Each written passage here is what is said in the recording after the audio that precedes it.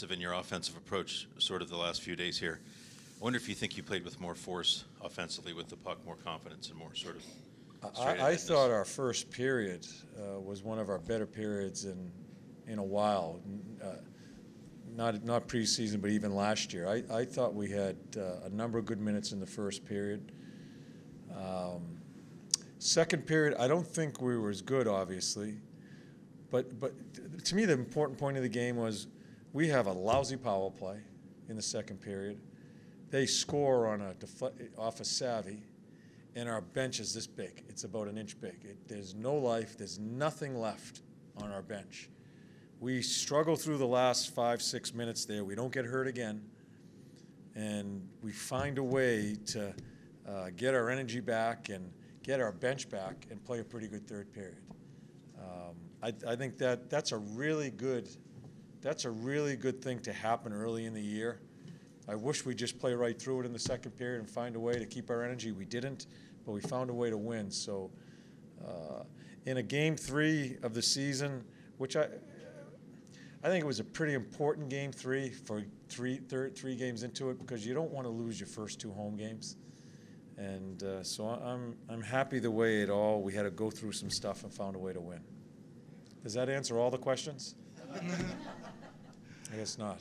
After the first couple of games, you talked about the Dubinsky line being your best line. What are just your initial impressions of that line with Riley tonight? Well, they did some good checking against just a top-notch player in McKinnon. I used them a little bit against him in that line.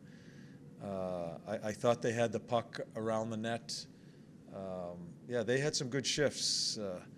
I used him in Nash's line and Luke's line against their top line. So they did their job. I thought everybody contributed. Even, Sedzy's line had some good shifts. Kind of a bad change on their goal, on McKinnon's goal, with Sedsy leaves the ice and we just don't get it deep. But I don't want you to misconstrue them sitting a little bit in the third period through. I decided to stay with some matches with the 3 lines, and we rode the third period that way. Tongue partially in cheek, John, but I'm assuming that when Brandon went out, you knew that his offense would be replaced by Marcus Nutivaara?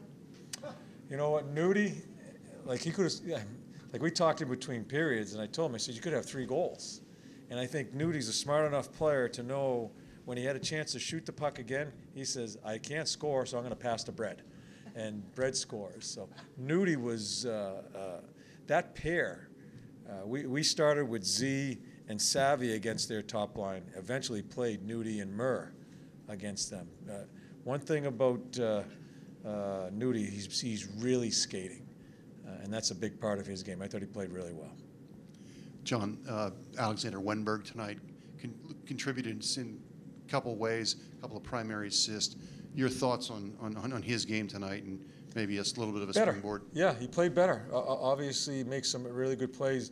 The 2 assistant coaches spent the last couple of days with him going over video as far as how he's going about his business. The biggest thing with Wenny, and you could see more of it tonight, still not to the standard that I think he should be at. I think he was trying to make a difference. He was more reactive tonight. He like his passes. He sees them, bang, it's on the tape. And I thought his game had more flow to it. What we've been trying to get to him is not be afraid to make mistakes, but not to watch the game with his legs not moving. I thought his legs moved more consistently. I still think there's more there for him, but certainly a step in the right direction.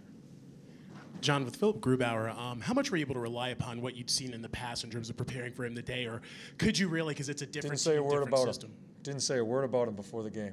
I didn't even know he was playing. The players know. I don't talk about the goalies. We put up a video throughout the whole hour or so before we play the game. The players can watch them. But I'll tell you what, I talked about a goalie the other night in Mac. After the first period, Mac was leaving rebounds everywhere in the first period. I talked about Mac, about put some pucks on him, the pucks are bouncing everywhere. He didn't let another rebound out the rest of the game. So I don't talk about the goalies anymore. And because I really think we jinxed ourselves, or I jinxed the team. And not running down Mac, but I just felt he was leaving a lot of rebounds. he didn't leave another rebound out the rest of the game, so I don't spend much time thinking about the goalies. You bet. John, a quick follow-up on a specific part of Wenberg's game tonight.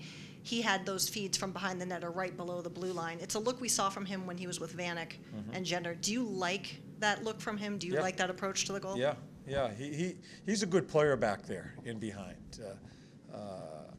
And the thing I liked about it, it wasn't, you could see he wasn't thinking. He was just playing. And I think part of Winnie's problem is that he analyzes. I watch him. He's in that video room all the time watching his game, and I think overanalyzes his game instead of just playing. And that's what Lars and Shazi spent 2 days with him, showing him clips about just play. Here you are, you're watching. Just play.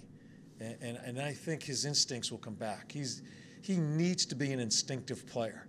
And so we're trying to get some obstacles out of his way so he can just go play. Felina moved all over the ice last year for you because you needed him to, center ice included.